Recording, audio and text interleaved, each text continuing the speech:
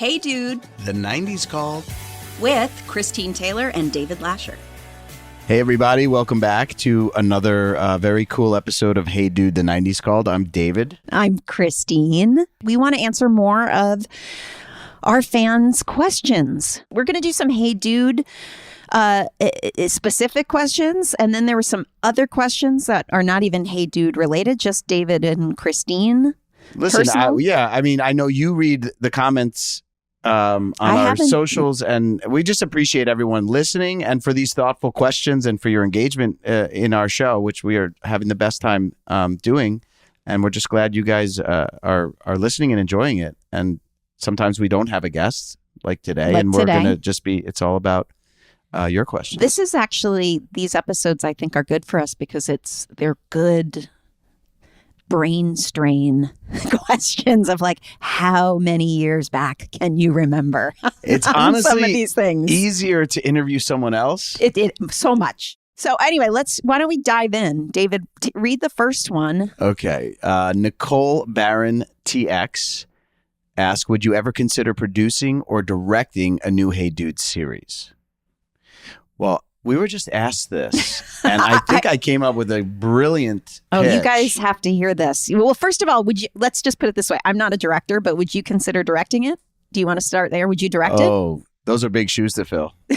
Ross Bagwell and Fred. But you might consider. I mean, I would love to write it. Oh. I mean, I'd like to. I feel like I'm a good producer. I'd like to produce. I'd produce. Well, most of the actors in the reboots are also producers. Yeah. And literally, there's only one place we could pitch this. Of course. Because they own the show. Of course, but you got to give your pitch, because who knows, this interview we did earlier, if anyone will actually, if that will surface anywhere. But David had this incredible storyline. I just off the top of my head. Ted, I feel like a good jumping off point would be that Ted bought the ranch from Mr. Ernst at some point. And I feel like I am hoping that he would have ended up with Melody and chosen, the sweet girl rather than the rich, But that blew my mind because this blew my mind because I felt like Ted had his eyes, and maybe that's what it is. I mean, maybe he just had his eye on one prize the whole series, and then it was always right there, right in front of him. Melody was always right there. And isn't that the case a lot of times when you're young, you go after, the girl with the attitude and the air about her, and you ignore the unattainable, you ignore your best friend who's, a beautiful girl right in front of you. But I would hope that he would have chosen the sweet girl. Yes, but now you took another turn with it. Continue. Right. So listen, nowadays, I mean, half the people I know are divorced, hopefully consciously uncoupling in a happy way. But I think Ted and Melody might be getting divorced or are divorced. And they have a teenage daughter that comes out to the ranch to be with her dad for the summer because she's been expelled from school or she's got some issues. She's got some issues, yeah. And she's a little terror on the ranch. And Ted has to call Melody and say, you got to come out here and spend the summer with us and help me get this kid into shape.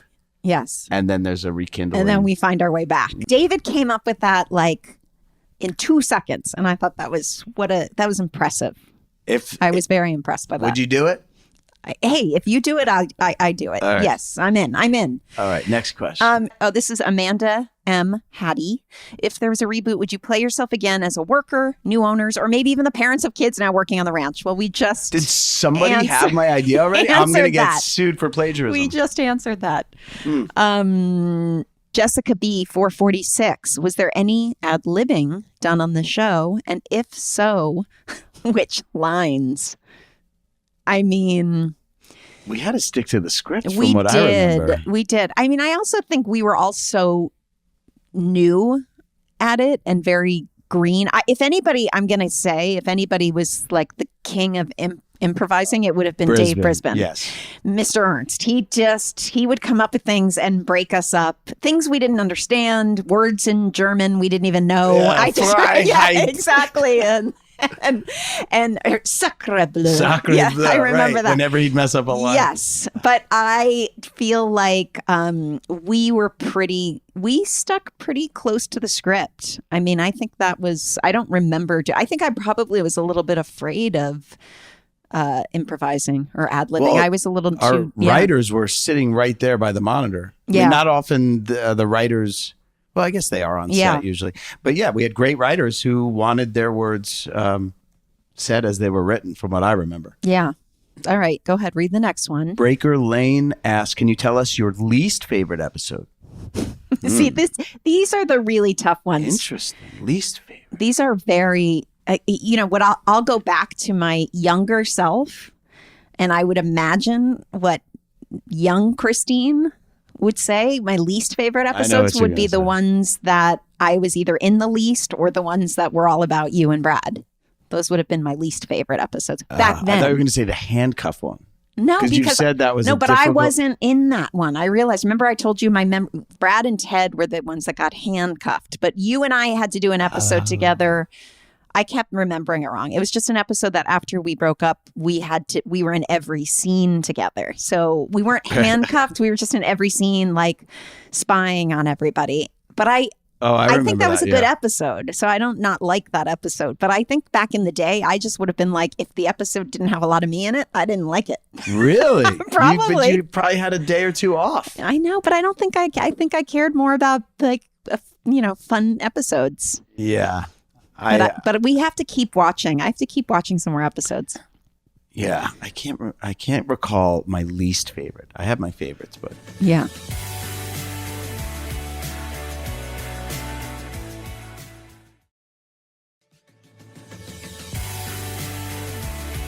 Sarah Beecher asks, since you guys were teenagers, were you ever embarrassed to be on a show that was on a network for kids? I mean, yeah, we've talked about that. Yeah. And we didn't feel like we were the cool kids. Right. We didn't feel, and I think for you, so we talked about it in the last Q&A that we did here, was when you went off to do the series, that felt real. Like that was like, okay, David's getting real stuff. And so I don't know that we were I wasn't embarrassed to be on it. Yeah, no, that's too harsh. But I do feel like it was just, I wished we felt like more people were seeing it back then. We just didn't really know. It wasn't until so many years later that we realized how beloved it was. Right. So it's probably better that we didn't know. Like, yeah. We would have been maybe arrogant or... Yeah. I don't know. But we were in a bubble in Tucson. Yes. I mean, we were with each other and we were working. Yep. And by the time the show was over, then we started to realize, oh, wow, people are watching this. Yeah. Columbia NAA or Columbiana 541 is asking, how was it when Jonathan Galkin joined the show, and what was it like for David to come back as a guest on the show? Wait, did you come back as a guest before you actually came back? I think I did. I think, I would. Did you come back and do like one episode? Yeah, one at a time. Oh, look at you. Look at you. You couldn't stay away. You couldn't stay away. I missed you guys terribly. Jonathan was awesome. I think we covered it. I was texting with him very recently because he lives in New York and I live in New York, and we are hoping to get together very soon. But Jonathan was a totally different energy, dynamic personality. He was a huge music lover. He just was like, he was like indie rock and cool, and he was a New York City cool. Yeah, but he was from Chicago, but he was like New York City cool. Right, he was much, much, much cooler than me. Sophisticated. But I remember coming back and I was like, this kid's here that's like super cool. I think I hung out with him like every night. Yeah. I remember except when you were gone, and I took him because I needed a friend because you were gone. So it was John and Joe and I for when you were away. Yeah. Lauren ATC asks, how did you find out the show wasn't picked up for another season? How did we find out? We touched on this a little bit last time, and we all, as that season 5 was ending, a few of us knew we were not going to be continuing on. regardless. But I think Kelly had a better story about it. I think she remembers the day she got the phone call because she said she was really disappointed. She knew that it was like on the fence, or that maybe they were. Because I thought that there was a chance they were still going to continue the show, just not with us. With other actors. Kelly said she was going to stay. I think Joe was going to stay. I was definitely leaving. I think you were definitely leaving. But they opted to keep it. We never had that. We never filmed a final episode where we knew it was the final episode, right? We just sort of ended the season and then went home. And I think we just, I don't know. I don't remember. Yeah. I love the beauty pageant episode. Was it hard for Christine to do the singing? Meaning, was singing something you were confident in, or was it something you pushed through for the episode? That episode, written by Lisa Malamed, the beauty pageant episode, was very specifically written because she knew I loved to sing, because she knew I loved musical theater, and she wanted to pick something fun. She wrote that for you. Yeah, she wrote an episode that she thought I would be able to. And I think what did I sing? Home on the Range. And a bat flew into a bat.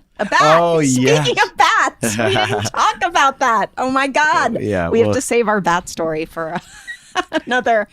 Or lack of bats. A lack of bats. Yeah, we waited on the Bat Ridge in Austin for over an hour for these bats to come out. They never came out. For each of you, who was your first TV crush? That's from Jason McFiggins. My first TV crush was probably Alyssa Milano on Who's the Boss. Mm-hmm. How about you? Well, I mean, I'm trying to think that I really think it was Jason Bateman from the Hogan family? The Hogan family. Yeah. Or even before, like Silver Spoons, when he was the supporting character on Silver Derek, Spoons. Yeah. Yeah. I thought he was so funny and sarcastic. He was so cute. That was my first TV crush for sure. When you first met your spouses, was there one role of yours you hoped they hadn't seen or wouldn't see? Oh, that's interesting. Oh, I have got such a good one. Okay, you go. And I have such a good one that has since surfaced. And because, the problem is when you say these things, and by me saying this out loud, this will be something that someone will try to find. Okay, I did a movie. It was a very, very low budget sort of fantasy science fiction movie where I played a princess because I thought, oh, this is going to be great. This is like, I get to play a princess. The catch is the storyline of the movie, and it was created by a visual effects guy who had this great idea of how he was going to make this, and it was his first film he was directing. Oh boy. Anyway, the whole premise is that an evil witch puts a spell on our kingdom, and everyone ages rapidly, like till the ends of time. Like time is going so quickly, everyone's aging. So that's kind of cool. Actually, it's a great idea, and it would be great in an animated form. But when it's real humans and it involves special effects aging makeup on it's kind of dependent on something. Yeah, it's dependent on that. William Zabka was in it. From Karate Kid. Yes, right. Oh my God. Yes, he was in it, and it was one of those things that I was like, Ben, you are never seeing this movie. You are never going to see it. And of course, cut to he found it, and he edited it into a home movie birthday gift for me once, where it's like everybody's watching me on that movie. God. So he found a way to really. But he made it funny. Rub sand in the wound. Yes, he made it funny. That's and I hilarious. laugh about it. It's really absurd. It was a great idea that didn't have the money to the budget. Proper, yeah. Yes. But what about you? Oh gosh, I don't know. I don't know. You've done so many good things that you can't. No, there were a lot of TV movies. There was a movie that you and Melissa did that I had never heard of. That movie, right? That was Daniel wasn't Baldwin. Cringy. That wasn't cringy. No, I think I did a lot more cringy things.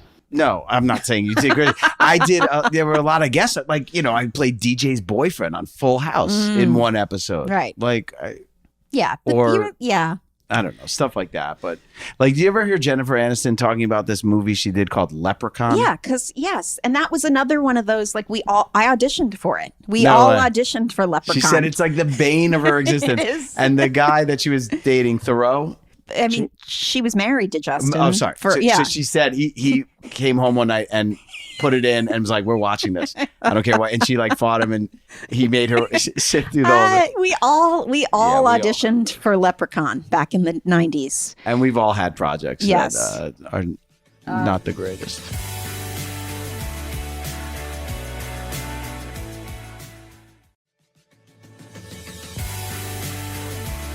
What do you think your kids think about their parents being teenage heartthrobs in the 90s? I don't think I ever reached heartthrob category. Oh, you were a heartthrob from the 90s. You were like America's sweetheart kind of heartthrob. Right. But you were in those teen magazines a lot when you were like 17. Yeah, 18. My kids weren't. Yeah. No, but what would they think about it? What do they think about it now? Look, people do post things on social media, like on Instagram. They'll put up something on my Instagram, like an old photo. Yeah. And I think Casey, my son, thinks, wow, I look a lot like you. Right. And I say that. I'm like, dude, you're me when I was 18. Yeah. And my daughters, think it's funny, Yeah, I think there's something about our kids because, listen, like any families, your kids grow up, they're seeing pictures of you, like when you whip out old photo albums, like whether or not they even knew we were in movies or TV shows at the time, like they just get used to seeing those family photos, or like they go to my mom's house and there's pictures up from me of all ages. Right, similar. So I think it's something that they don't clock as much. I also think we're not impressive to You don't them. think your kids have ever Googled you? No, and they went to definitely images? have. Right. Oh, like, they it's definitely crazy have. how many old photos. They definitely have. No, it's I think they think it's funny. yeah. Is it hard to maintain friendships with people you grew up with after making it big in Hollywood? No, my friends before I moved to, I've reconnected with friends of mine from elementary school and high school. And in fact, I think it's almost easier with people that don't know you in that way, because they've known you from the very beginning. They knew the real core of you. Yes, before there's no anyone... preconceived notion about, they have the dirt. Like they have they're like, I know what you looked like in 6th, 7th, 8th grade. I know the nerdy things you were doing, Christine. Don't try to pretend. Right. I never try to pretend I'm cool. I always own my nerdiness. I agree. I think if you work in entertainment, I think you value your older, longer term friendships even more. Yeah. Because those are your friends. They were your friends before. Yes. They're people you can trust who know the real you. Yeah. I remember having a friend's parent, because all of my, we talk about it with, like, you and I were doing Hey Dude when all of our friends were going to college. And I just remember going home for a Christmas vacation or something. And I just remember there's one dad who was, because I was not taking the traditional path, was sort of like, so what is this show you're doing? Because it also hadn't aired yet. And I just remember kind of, this is sort of off topic of this, but I do remember sort of getting, because my parents were fine with it, but I remember it's the first time I got a sort of reaction from another parent that made me question, I'm not doing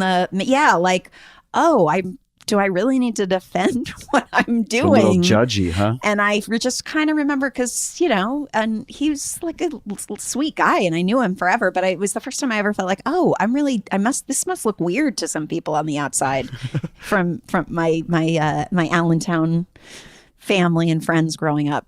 Because it's such a long shot, right? Yeah. If one of my kids' friends were like, I'm not going to college, I'm moving to LA, I'm going to be an actor. Right. Ooh. What has been your worst experience on a set? Worst experience? Oh, we don't want to disparage anybody? No, I'm not going to disparage. I think, for me, going back to, it wasn't the worst experience because it was still fun, but I remember it being when I worked on that movie, and I was also working on The Craft at the same time, and it was like an overlap. We talked a little bit about it with Elisa. Remember, I think she said that she had worked all night on something and then had to go back to work. That was Melissa Hart was doing Sabrina and Drive Me Crazy at the same time. And when you're young, and I just remember I had one of those weeks where there was a crossover, and then I had to get into this old age makeup. And it was my least favorite thing to have to like work all night. And by the way, on The Craft, I'm no looker either. Let's wrap it up with this last one. What role are you the most proud of? Honestly, that's easy for me. I did a movie called A Call to Remember. Jack Bender directed it, who did Lost. The show Lost. He's an amazing EP and director. But it was his best friend, Max Eisenberg, wrote a story about his parents who had survived the Holocaust and were now living in America and raising two boys. So it was about the pressure put on second generation removed from Holocaust survivors. And Joe Mantegna played my dad. Blythe Danner played my mom. And it was really beautifully done. Right. It was on Starz Network, and it's the role that I'm most proud of. I had to get naked in it. What? Yeah, like from behind. It takes place in the 60s. Right. They're going to use this now to tease this episode, so that you want to see my butt? Yeah, A Call to Remember. I'm sure it's on Apple TV. David, I have to see A Call to Remember. I don't even know it. Yeah, Blythe it sounds familiar. The name, the title sounds familiar. And Kevin Zegers plays my little brother. I don't know. I have to see that. What's your most proud role? I mean, honestly, I can't.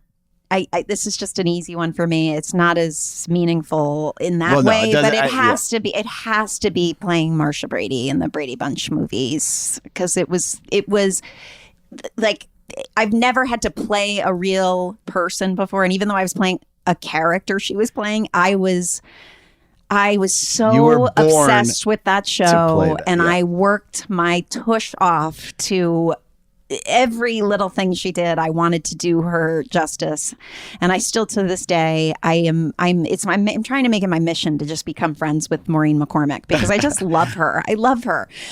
She must be flattered at I've only heard really sweet things. Yeah, you crushed that, and you got a sequel made. I mean, how many people get that? Yeah. Can you say skewel? Skewel. Saturday night. Skewel.